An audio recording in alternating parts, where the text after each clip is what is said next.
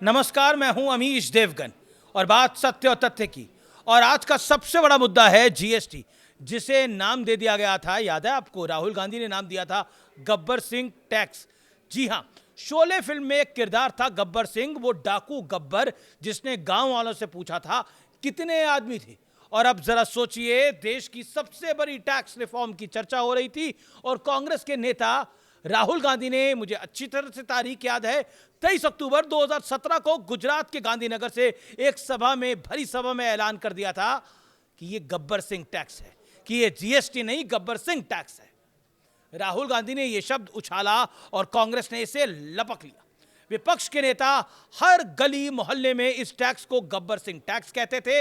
हर जगह वही नारा, जीएसटी मतलब गब्बर सिंह टैक्स। जनता के मन में डर पैदा करने की एक भरपूर और भसक कोशिश की गई, जैसे गब्बर सिंह डकैत गांव वालों को कह रहा हो, जो बचत है वो मुझे दे दो।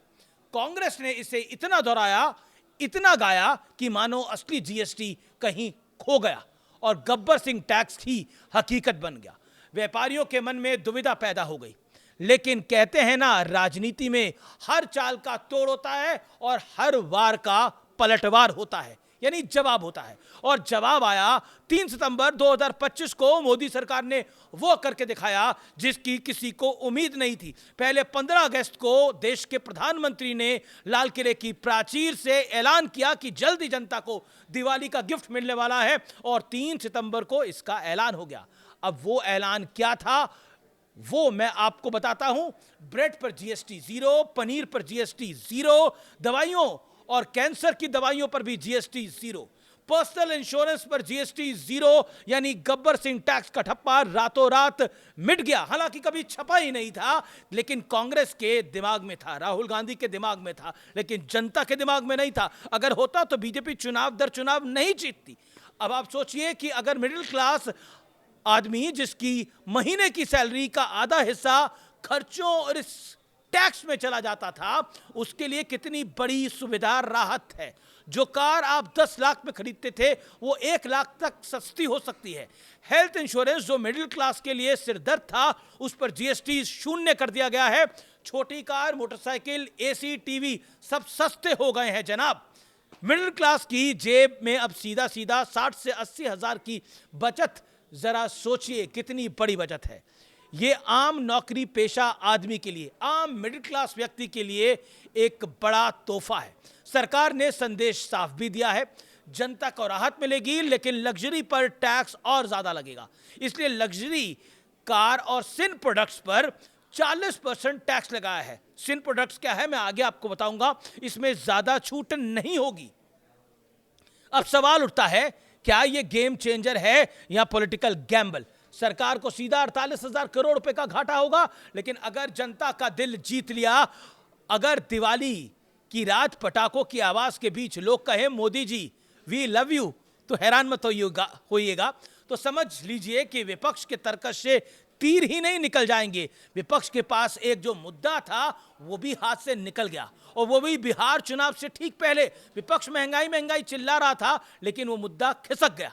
अब बात कर लेते हैं इकोनॉमिक मास्टर स्ट्रोक की, क्योंकि मोदी सरकार ने सिर्फ टैक्स नहीं घटाया है, उन्होंने जनता की जेब में पैसा भी डाला है, उन्होंने खपत बढ़ाई है, उन्होंने इकोनॉमी को बूस्टर डोज दे डाला है। और अब जनता जब खर्च करेगी, यानी पैसा जब खर्च करेगी, तब जीडीपी दौड़ेगी। एसबीआई रिसर्च का एक अनुमान है कि जीएसटी और आयकर कटौती मिलाकर 5.3 लाख करोड़ रुपए का अतिरिक्त पैसा लोकल मार्केट में आएगा। यानी इसका सीधा इंपैक्ट है कि पैसा बाजार में आएगा और इसका असर जोरदार होगा। यानी अमेरिका टैरिफ का असर आधा हो जाएगा। जो जीडीपी गिरने का डर था, उसी में 1% तक की बढ़ोतरी हो सकती है। यह कितनी सुखद जानकारी है। अब जरा पॉलिटिकल टाइमिंग देखिए। एक तरफ दिवाली, जहां हर घर खुशियां मनाएगा, दूसरी तरफ बिहार चुनाव, जहां हर वोटर को सीधा मैसेज जाएगा। मिडिल क्लास को छोटी कार सस्ती मिलेगी, गरीब को इंश्योरेंस सस्ता मिलेगा, मरीज को दवा सस्ती मिलेगी, किसानों को इनपुट कॉस्ट में राहत मिलेगी। यानी हर वर्ग को टारगेट कर दिया गया है। अगर एक लाइन में व्यूअर्स बात करें तो सिंपल, जीएसटी सस्ता, सामान सस्ता, मजबूत कंज्यूमर, और यही सरकार का मैसेज है। कम टैक्स मतलब ज्यादा खपत, मतलब तेज जीडीपी, मतलब तेज ग्रोथ, डेवलपमेंट। इससे अमेरिकी टैरिफ का असर कम करने में मदद मिलेगी। अगर यूएस टैरिफ में भारत के एक्सपोर्ट महंगे हो जाते हैं तो विदेशी मांग घटती है, तो घरेलू उपभोग यानी कंजम्पशन में उछाल से कंपनियों को नया बाजार मिलेगा। आप इसे ऐसे समझिए कि जो नुकसान अमेरिकी टैरिफ से भारत की इकोनॉमी, अर्थव्यवस्था को होने का एक असर था या फिर एक डर था, वो बेहद कम हो जाएगा, उसका असर, इंपैक्ट कम हो जाएगा, क्योंकि इस जीएसटी कट के बाद करीब % जीडीपी बढ़ सकती है।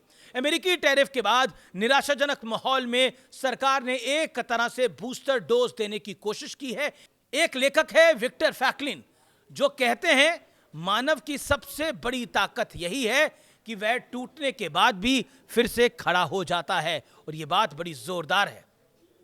तो सवाल बड़ा है, क्या यह जीएसटी 2.0 गब्बर सिंह टैक्स की छवि मिटाकर गुड एंड सिंपल टैक्स बन पाएगा? क्या यह इकोनॉमिक मास्टर स्ट्रोक बिहार चुनाव में पॉलिटिकल मास्टर स्ट्रोक भी साबित होगा? और आखिर में कम टैक्स, सस्ता सामान, खुशहाल जनता और तेज जीडीपी यानी मोदीनॉमिक्स का नया मंत्र है।